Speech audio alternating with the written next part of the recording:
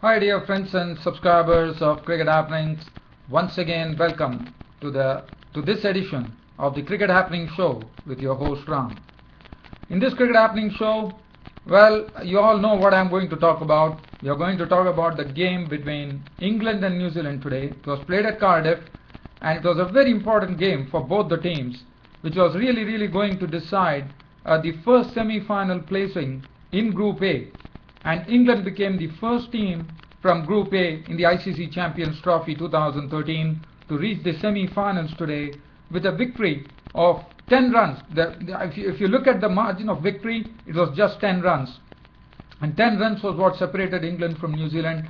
But it was a very truncated fixture because of the rain, which was persistently falling 5 hours after the scheduled start of play. In the sense, normally the play should have been scheduled to start at 10:30, but it started after 5 hours later, and then it came to a 24-hour match there, and England were the ones who actually batted first. New Zealand had the luck of the toss, and they decided to insert England in, which was right under the circumstances, and it was a 24-hour game. But what was good is that there was no more rain later once the match started, which was good, and finally the outcome was there for everyone to see. As I said, England would be very happy because, as you know, they are the hosts of this particular tournament, and the host going out of the tournament is not something that the home fans would really take it easily. We all know about that. And it was only good to see, but absolutely my commiserations to New Zealand. But New Zealand still have a shot at it.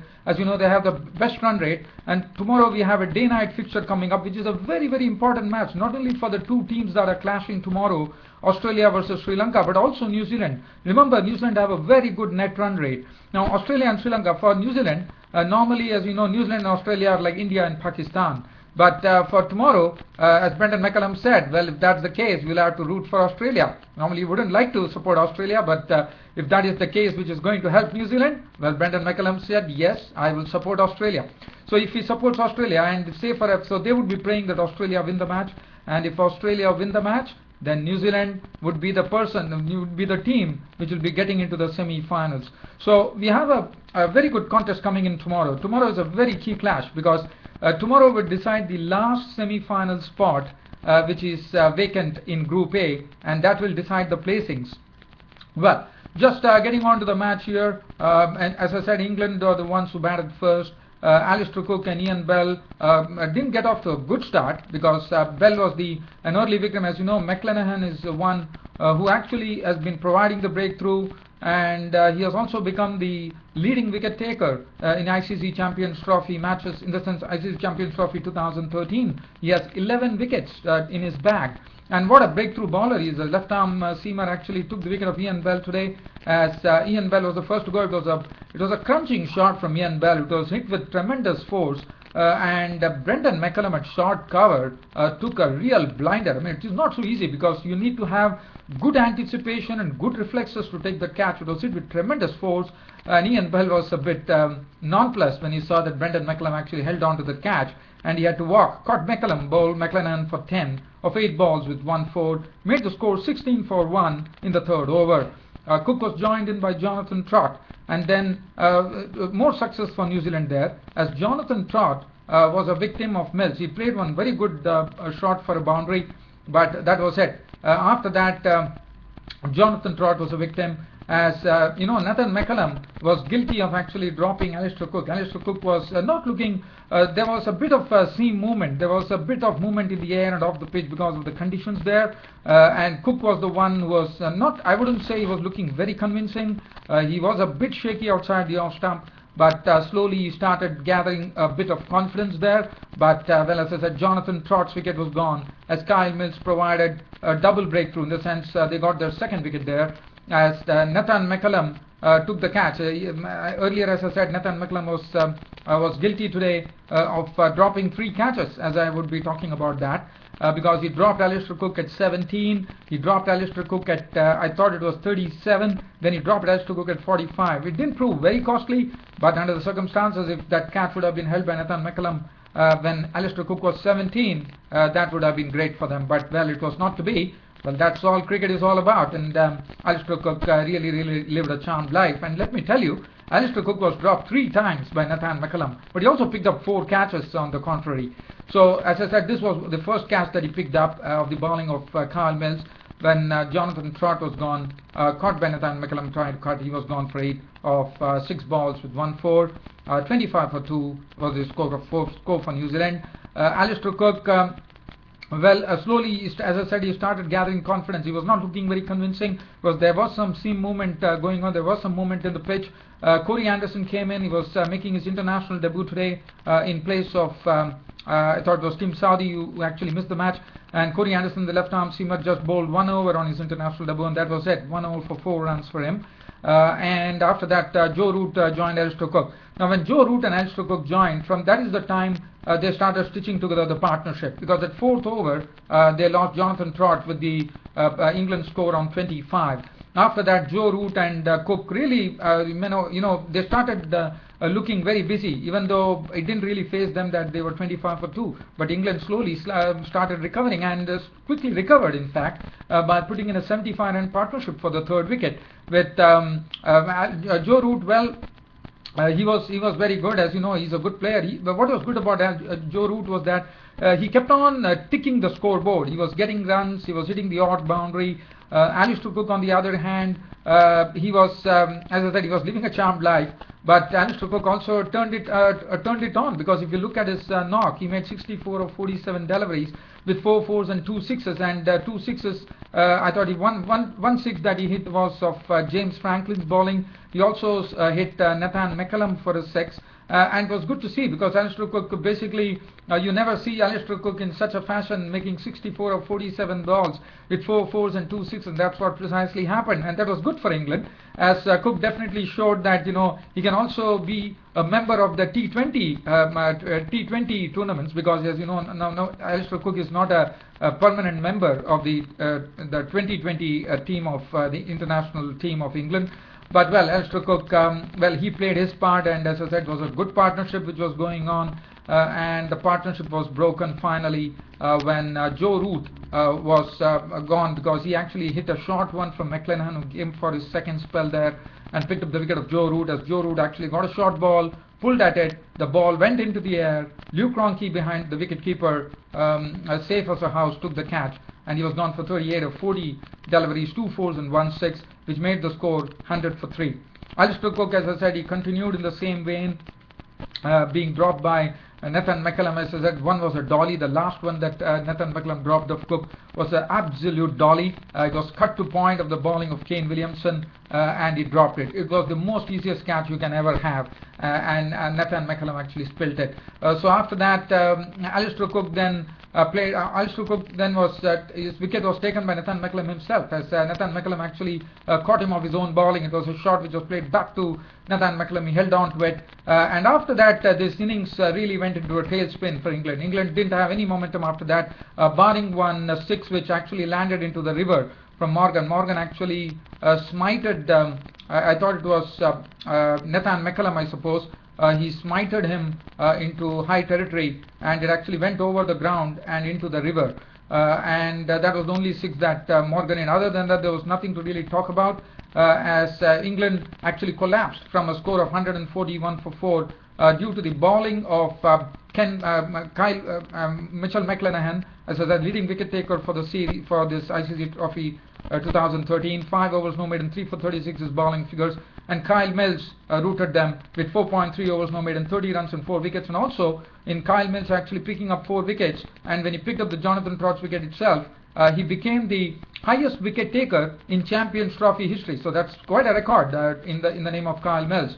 And after that, it was all over. From 141 for 4, as I said, the England innings never got any momentum. They went into a tailspin. It's all over. Ian Morgan was LBW bowled Vettori for 15 of as many balls with 1 6. Butler couldn't bring any of his inventiveness. 14 of 9 balls with 2 fours. He was a goner. Bopara couldn't get any of his strokes going. 9 of 11 balls with 1 4, victim of McClenaghan, and then some run-outs. Tim Bresnan was run out for 4. Broad was caught McCullum bowled Mills for a duck. Treadwell also in the similar fashion out for a duck, caught McClenaghan bowled Mills, and Anderson was not out on not. 169 all out, England was the final tally. McClanahan, I've already spoken about their bowling because 7 wickets taken between McClanahan and Carl Mills. Corey Anderson in his debut, none for 4 of 1 over. Vettori, 5 overs, 1 maiden, 1 for 27, bowled well. Franklin, 2 overs for 20, got a bit of seam movement in the first over, I thought. 4 overs, no maiden, 1 for 30 for Nathan McCullum, and Kane Williamson, 2 overs, no maiden, none for 20. So this was the target which was set in 24 overs for New Zealand if at all they wanted to reach the semi-finals, which they couldn't.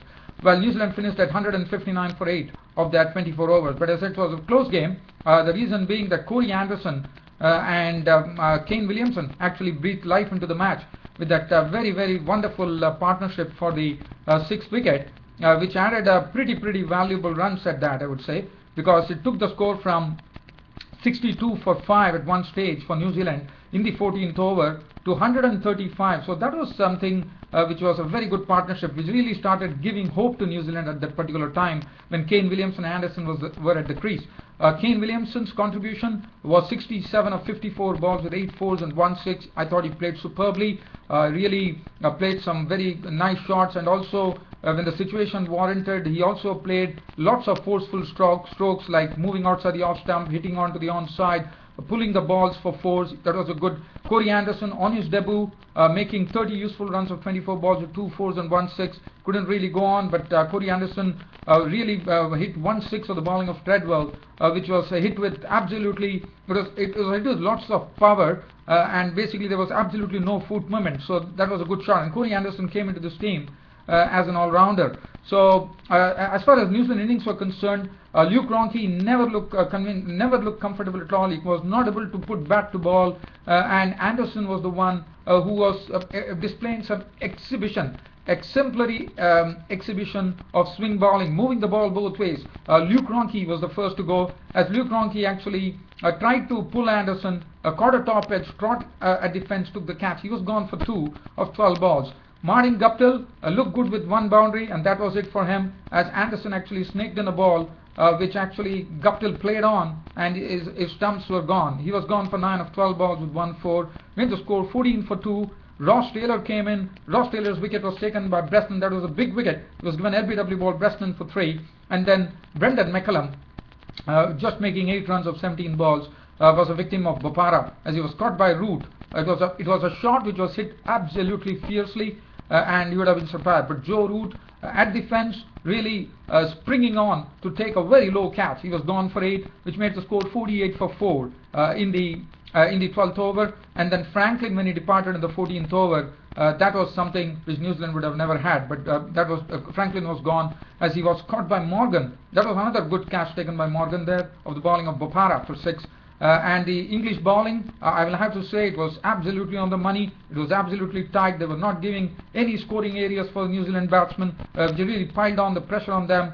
But I thought the Kane Williamson and Corey Anderson partnership was very, very vital, because that added some valuable 73 runs. They took the score from 62 for 3 in the 14th over to almost till the death overs when New Zealand needed victory at the 20th, and they gave them hope actually. And well, the hope couldn't go forward. As I said, Kane Williamson played his part, making 67 of 54 balls. And when Kane Williamson left, that was the time probably one would have said, oh, that's the time they would have said, yes, England is going to win this match.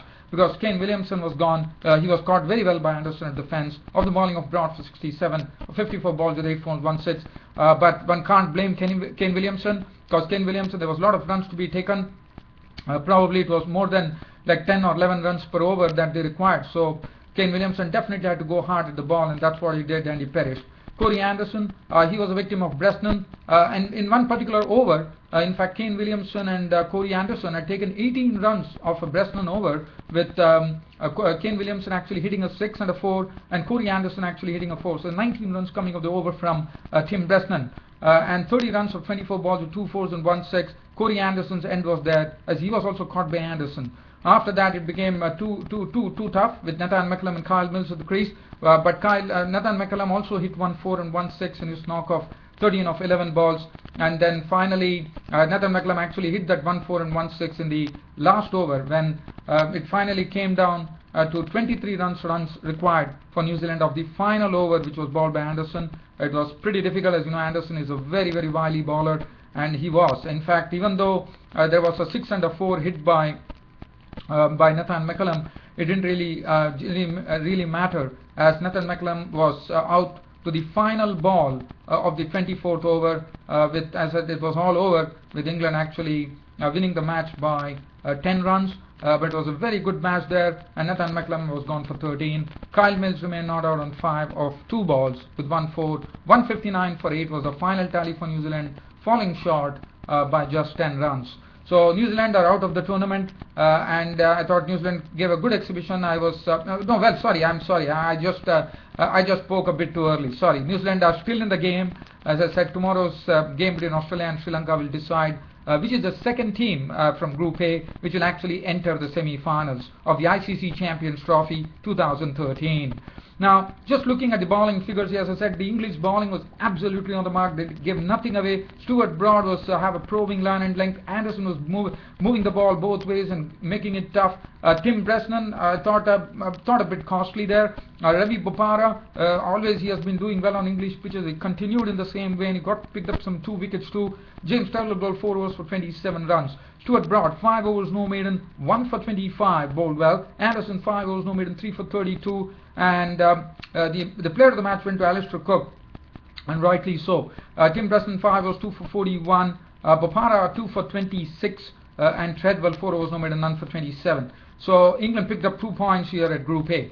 But one thing I would like to say, that player of the match is something that I would really dispute, because not that I'm not giving credit to Alistair Cook. Alistair Cook definitely lived a charmed life, because he had it was a lucky day for him. He was dropped 3 times by Nathan McCullum on 17, 37 and 45, and still Alistair Cook was going to man the match. Well, I'm not disputing it, but my man of the match would have been probably I might have gone for probably it would have been James Anderson, because he provided the double breakthrough, and also he picked up Nathan McCullum. Well, that is something really immaterial, but I thought probably for the double breakthrough one could have given James Anderson the nod as far as the man of the match was concerned. Anyway, I am not the match adjudicator. I am just a cricket host here for the Cricket Happening show. So I'm not a person to really. I can only give my opinion. I am just a host of this show.